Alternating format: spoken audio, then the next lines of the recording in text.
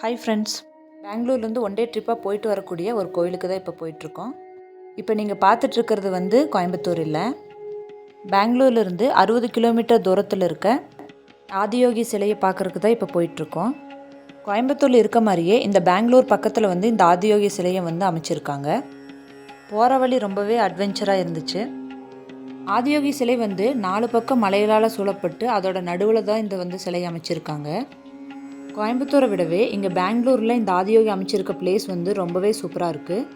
ஏன்னா நம்ம நிறைய மலைகளையெல்லாம் கடந்து தான் இந்த கோயிலுக்கு வந்து போகணும். ஃபேமிலியோட ஒன் டே டைம் ஸ்பெண்ட் பண்ணணும்னு நினச்சோம்னா கண்டிப்பாக இந்த கோயிலுக்கு போயிட்டு வரலாம்.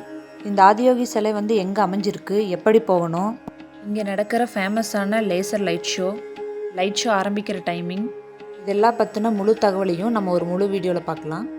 இந்த வீடியோ பிடிச்சிருக்கு நம்புகிறேன். இந்த வீடியோ பிடிச்சிருந்தா மறக்காமல் லைக் பண்ணி, ஷேர் பண்ணி, கமெண்ட் பண்ணுங்கள். எங்கள் சேனலுக்கு சப்ஸ்கிரைப் பண்ணி சப்போர்ட் பண்ணுங்கள். தேங்க்யூ.